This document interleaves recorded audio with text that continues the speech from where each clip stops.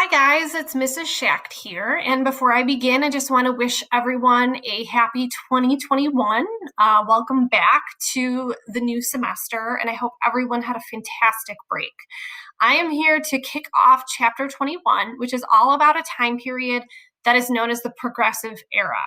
So the Progressive Era is a time period that is typically defined as taking place between 1890 and 1920, and it is when American citizens call upon the government to solve problems that are created by the Industrial Revolution.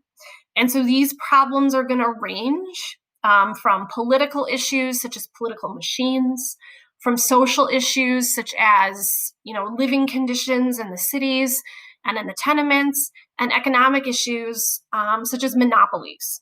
And so again, progressive reformers are going to call upon the government to take an active role in solving these issues. Okay, so again, 1890 to 1920. And again, the government should pass legislation to address these issues. And again, there are a lot of issues. I'm not going to go through all of them, but many of these issues we've actually already talked about in period 6.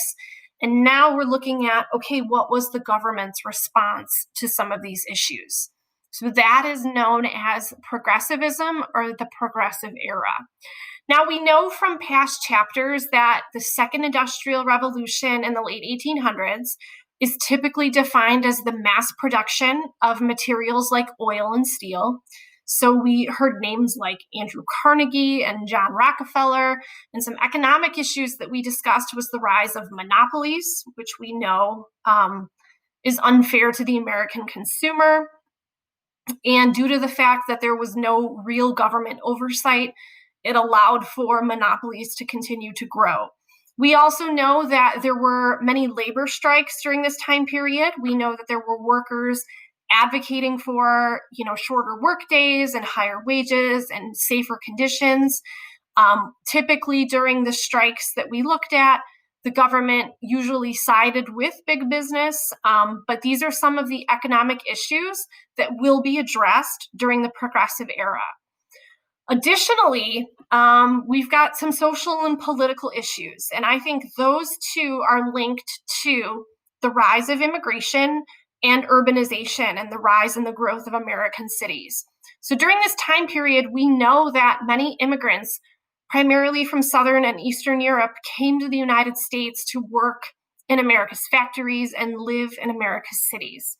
And the growth of these cities is known as urbanization. So within these cities, we see some political and social issues. We see the rise of political machines. We see poor living conditions like tenement houses. We see air pollution. We see overcrowding. We see children kind of wandering the streets. And so again, this is just kind of an overview of some of the issues that will be addressed during this time period, again known as the Progressive Era. I think it's also important to note that many progressive reformers were kind of inspired by early reform movements that started under the populists in the late 1800s. So if you guys recall, the Populist Party really kind of started with the farmers. And the farmers were looking for the government to solve a lot of their own issues that they were facing. And they called for things like the direct election of senators, government ownership of things like railroad, telephone, and telegraph companies. They even considered industrial workers and advocated for an 8-hour workday.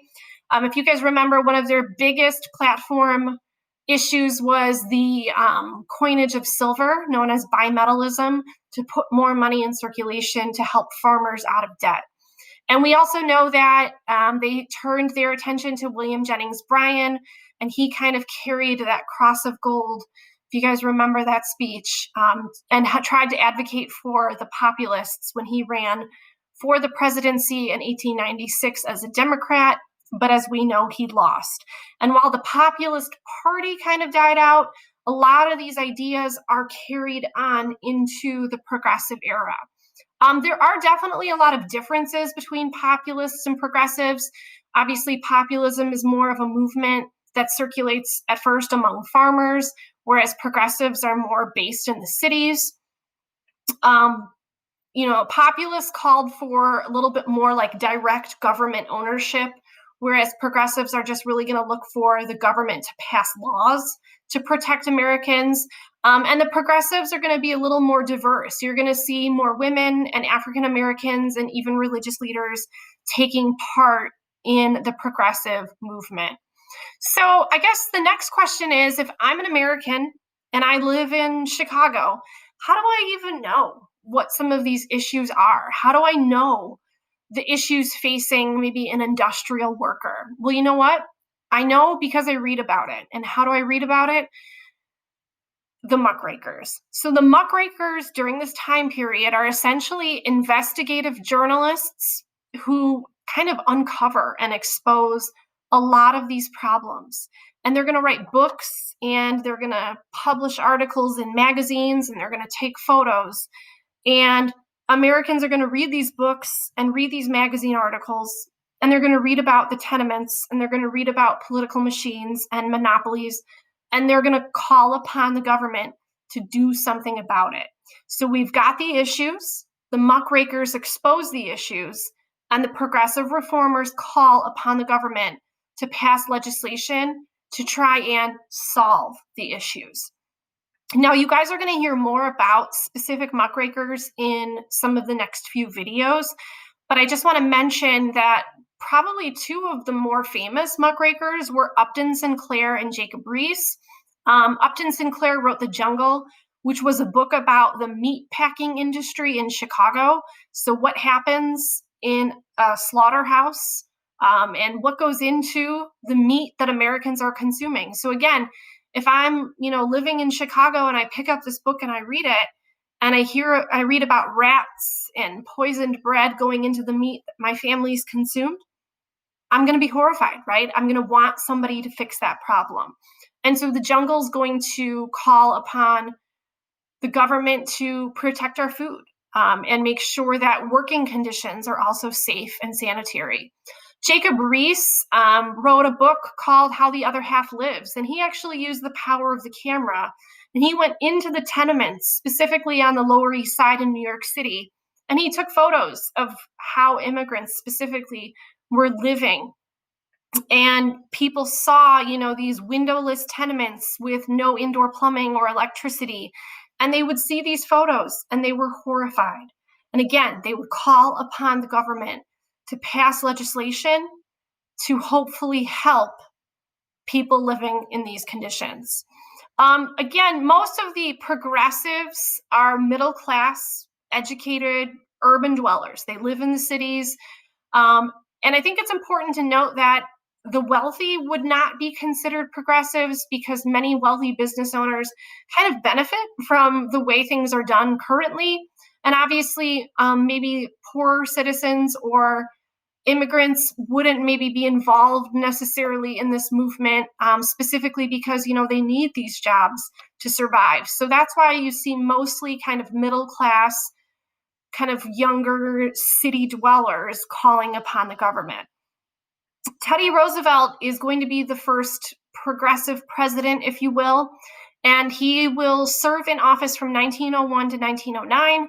He was William McKinley's vice president. William McKinley was assassinated in 1901, and Roosevelt assumes the office. And he actually develops a reputation as being a trust buster because he will go after monopolies. He will protect the food that Americans are eating, and he will really become known as the progressive president. After him, Presidents Taft and Wilson also have some level of progressive reforms during their tenure in office as well. And so you're going to hear more about that. But ultimately, here's what I want you guys walking away with, is that the progressive era is often defined as this time period from 1890 to 1920. Muckrakers kind of unearth these, social, political, and economic issues that many Americans are facing as a result of industrialization, and they're going to call upon the federal government to actually pass laws to solve these issues. So there you go, guys. That's the progressive era. You're going to learn more about the specifics in the next few videos, and have a great day.